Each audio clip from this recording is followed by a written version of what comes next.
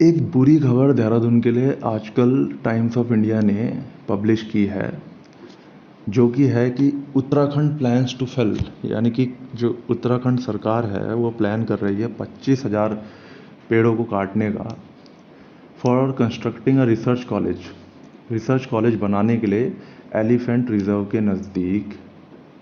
तो शायद जगह ख़त्म हो गई है शहर में, तो अब सरकार जो है जंगलों को काटने पर आ गई है। तो इसी के बारे में आगे हम डिस्कस करते हैं। तो द उत्तराखंड गवर्नमेंट, तो सरकार ने फैसला किया है कि वो 25,000 के अराउंड पेड़ जो है काटेगी साइंस रिसर्च कॉलेज बनाने के लिए, जो कि बनेगा बायोडाइवर्सिटी रिच बालावाला एरिया में। बायोडाइवर्सिटी रिच का मतलब होता है कि ऐसी जगह जहाँ पे जानवर और पेड़ भरपूर मात्रा में पाए जाते हों, अलग अलग स्पीशीज़ के। तो ऐसे एरिया को काट कर कॉलेज बनाना कितना सही है, ये आप और हम सब अच्छी तरीके से जानते हैं। ये बिल्कुल भी सही डिसीजन नहीं है जो गवर्नमेंट ले रही है। जो ये बाला वाला एरिया है ये रायपुर फॉरेस्ट रेंज के अंडर आता है, मसूरी फॉरेस्ट डिवीज़न में। ऑफिशियल्स का कहना है कि 103 एकड़ लैंड जो है फॉरेस्ट की कंस्ट्रक्शन के लिए कैंपस के गवर्नमेंट जो है एक्वायर करेगी, और यहाँ पे ये कैंपस रिसर्च इंस्टीट्यूट का बनाया जाएगा। स्टेट एजुकेशन डिपार्टमेंट जो है उनका कहना है कि प्रपोज़ल जो है यूनियन गवर्नमेंट यानी केंद्र सरकार को भेज दिया गया है regarding the construction of the college को बनाने को लेकर। वहीं एक सीनियर ऑफिशियल यानी कि कोई अधिकारी हैं एजुकेशन डिपार्टमेंट में, जिन्होंने अपना नाम गुप्त रखने की शर्त पर यह बात बताई है कि जो प्रपोज़ल है वो ऑलरेडी बीन सेंट, यानी भेजा जा चुका है ऑलरेडी सेंटर को। और इसके पीछे का कारण ये है कि सरकार चाहती है कि यहाँ पे कॉलेज बने। हालांकि आप और हम सब जानते हैं कि ये डिसीजन बिल्कुल भी सही नहीं है, और इसीलिए काफ़ी एक्टिविस्ट हैं, एनजीओज़ हैं जो इसका विरोध कर रहे हैं। वो चाहते हैं कि ऐसा ना हो, क्योंकि इससे ग्रीन कवर जो है वो कम होगा, और साथ ही साथ नेचुरल हैबिटेट यानी कि जो घर है जानवरों के वो भी ख़त्म होंगे। काफ़ी जानवर यहाँ इस रेंज में रहते हैं, जिनमें elephant, leopard, deer, snakes, avian species मतलब चिड़ियाओं की यहाँ पे बात हो रही है। चिड़िया यहाँ पर माइग्रेटरी बर्ड्स भी हो सकती हैं जो बाहर से आती हैं, बाहर दूसरी कंट्रीज से आती हैं या दूसरे कॉन्टिनेंट से आती हैं, और कुछ लोकल स्पीशीज़ भी यहाँ पे है जो अपना घर, अपना हैबिटेट खो देंगी अगर ये यहाँ पे बनता है। दूसरा, बहुत सारे पेड़ जो यहाँ पे कटेंगे उसमें 25,000 पेड़ों में शामिल हैं साल, आंवला और टीक के पेड़, जो कि काटे जाएंगे इस कॉलेज को बनाने के लिए। इसके अलावा एक नदी यहाँ से बहती है जिसका नाम है सॉन्ग रिवर, इस जंगल के बीचों बीच, जो कि इकोसिस्टम के लिए बहुत ज़रूरी है। तो अगर ये कॉलेज बनता है तो पूरे इकोसिस्टम का जो बैलेंस है वो बिगड़ेगा, और इसके कॉन्सिक्वेंसेस हमें देखने को मिलेंगे। वैसे भी हम देख रहे हैं कि आजकल इतना ज़्यादा लैंडस्लाइड हो रहा है, गर्मियों में टेम्परेचर 40-45 के अराउंड जा रहा है देहरादून का। इवन दिल्ली में, मतलब दिल्ली को एनसीआर वाला जो रीजन है वहाँ के जो क्लाइमेट है उसके बराबर यहाँ का क्लाइमेट गर्मियों में हो जाता है।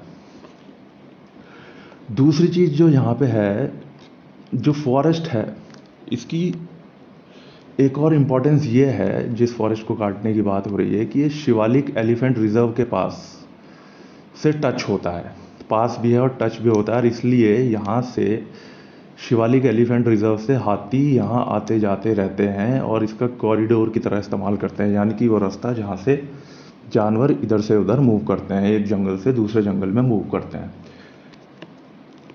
और इसका एग्जाम्पल ये है कि पिछले कुछ सालों से बालावाला और गुलर घाटी का जो रीजन है वहाँ पे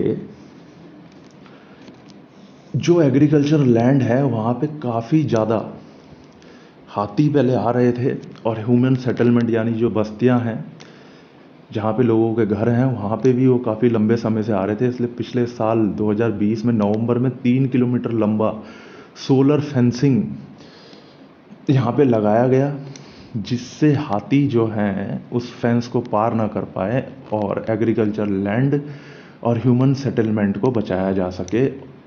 और अब 6 महीने बाद यानी कि 2021 अगस्त में गवर्नमेंट डिसीजन लेती है कि जंगल ही काट देंगे, तो ये बिल्कुल मेरी तो समझ से बाहर है।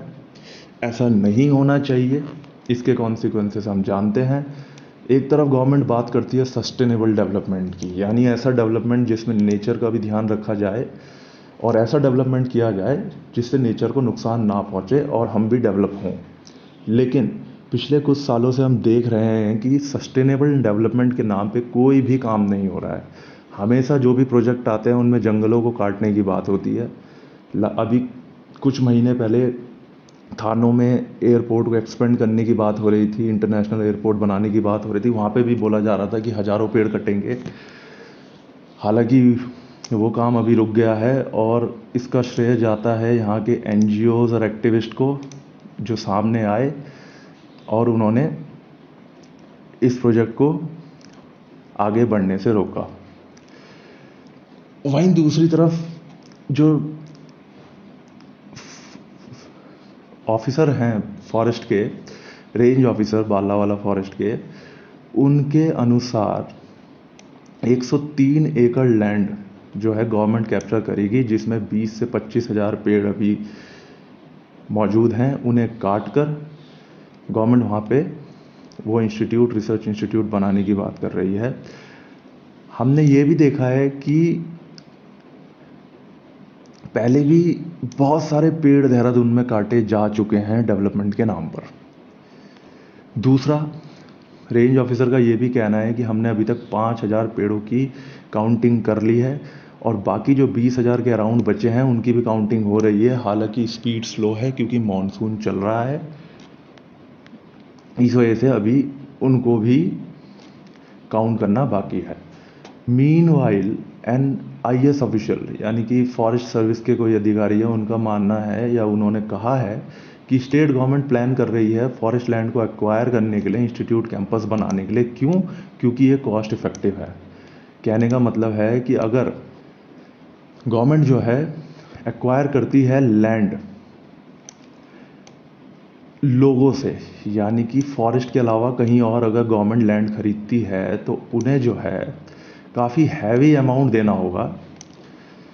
वहीं दूसरी तरफ अगर गवर्नमेंट फॉरेस्ट लैंड लेती है तो उन्हें पे करना होगा नेट प्रेजेंट वैल्यू, यानी नाम मात्र के पैसे देने होंगे। तो ये तो वैसे भी कोई तरीका नहीं है कि आपको पैसे ज़्यादा देने पड़ रहे हैं इसलिए आप जंगल की ज़मीन का इस्तेमाल करेंगे। तो इकोलॉजिकल पॉइंट ऑफ व्यू से ये बिल्कुल भी समझदारी भरा फैसला नहीं है। और देहरादून के वासी होने के कारण, क्योंकि हम जानते हैं, हम लंबे समय से यहाँ रहे हैं, हम इस बात का पूर्णतः विरोध करते हैं कि इस तरीके का कोई भी प्रोजेक्ट गवर्नमेंट आगे कंटिन्यू करे। तो गवर्नमेंट को इस तरीके के फैसले लेने से पहले सरकार को विकल्पों की तरफ ध्यान देना चाहिए। सरकार को कोशिश करनी चाहिए कि विकल्पों की तलाश करी जाए, ऑल्टरनेटिव्स देखे जाएं। लेकिन यहाँ पे मुझे नहीं लग रहा है कोई भी अल्टरनेटिव अभी तक देखा गया है। हालांकि अल्टरनेटिव्स बहुत सारे हैं। अगर आप देखें तो सेलाकुई जो जगह है, जो इंडस्ट्रियल एरिया है देहरादून का, वहाँ पे बहुत सारी लैंड अभी भी खाली है, जहाँ पे गवर्नमेंट चाहे तो ये अपना रिसर्च इंस्टीट्यूट बना सकती है और वहाँ पर फॉरेस्ट को भी काटना नहीं पड़ेगा, जो कि इकोलॉजिकल पॉइंट ऑफ व्यू से एक अच्छा पॉइंट है। दूसरी तरफ अगर सरकार चाहे तो सहस्त्रधारा रोड में आईटी पार्क भी है, जहाँ पे भी अभी 50% से ज़्यादा लैंड जो है खाली है। सरकार चाहे तो वहाँ पे ये रिसर्च इंस्टीट्यूट बना सकती है। तीसरा अल्टरनेटिव ये है कि हम टैक्स दे रहे हैं तो गवर्नमेंट चाहे तो थोड़ा ज़्यादा पैसा देकर ही लैंड खरीद सकती है। और चौथा अल्टरनेटिव ये है कि देहरादून में बहुत सारे प्राइवेट और पब्लिक इंस्टीट्यूट्स हैं जिन्हें गवर्नमेंट चाहे तो लीज पर ले सकती है या फिर खरीद भी सकती है, लेकिन केवल इस बात के आधार पर कि पैसा ज़्यादा देना होगा और जंगलात की ज़मीन हमें सस्ते में मिल जाएगी तो हम पेड़ काट देते हैं। ये बहुत ही बेकार फैसला सरकार जो है अपनी तरफ से ले रही है। और आप पेड़ काट कर फिर एक रिसर्च इंस्टीट्यूट बनाएंगे और फिर वहाँ बैठकर इस बारे में चर्चा करेंगे कि हम क्या कर सकते हैं कि पेड़ों को बचाया जा सके। तो पहले तो आप यही कर सकते हैं कि प्रेजेंट में जो हमारे पास जो पेड़ बचे हुए हैं, जो जंगल बचे हुए हैं, आप उन्हें मत काटिए। दूसरी चीज़, जिस फॉरेस्ट की ये बात कर रहे हैं, बाला वाला फॉरेस्ट की, हमने अभी यहाँ पे जैसे इन्होंने आर्टिकल में लिखा भी है कि ये जो है हॉटस्पॉट है, यानी कि एक ऐसी जगह है जहाँ पे पेड़ पौधे बहुत ज़्यादा हैं और जानवरों की स्पीशीज़ भी यहाँ पे बहुत ज़्यादा हैं। तो ऐसे हॉटस्पॉट को डेवलप करने में नेचुरली हज़ारों साल का समय लगता है। अगर आप प्लांटेशन करते भी हैं तब भी आप ऐसा इकोसिस्टम डेवलप नहीं कर सकते हैं। तो इसीलिए कोशिश ये होनी चाहिए कि जो कुछ भी अब हम पे बचा है फॉरेस्ट के नाम पे, ग्रीन कवर के नाम पे, हम उसे डिप्लीट ना करें और हम कोशिश करें कि कुछ और यहाँ पे देखा जाए। बहुत सारे ऑल्टरनेटिव हमने डिस्कस करे, इस पर गवर्नमेंट को ध्यान देना चाहिए और दूसरा, लोगों को भी सामने आना चाहिए और इस डिसीजन के अगेंस्ट में खड़े होना चाहिए, क्योंकि हमने पिछले कुछ सालों में देखा है कि देहरादून में जो पुरानी चीज़ें थी वो लगभग ख़त्म हो चुकी हैं। फॉरेस्ट कवर बहुत कम हो गया है।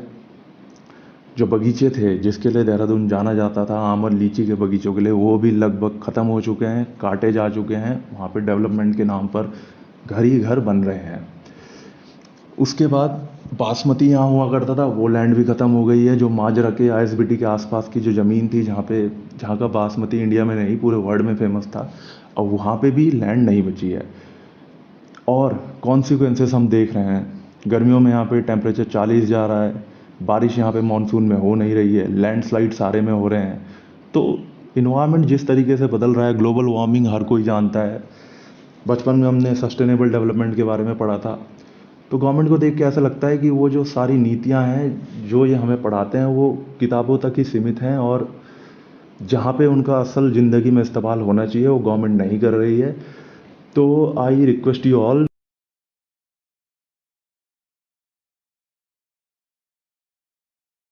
इसको बनने से रोका जा सकता है और हम गवर्नमेंट से भी यही रिक्वेस्ट करेंगे कि इस बारे में सोचिए और दूसरे विकल्पों की तलाश कीजिए। Thank you.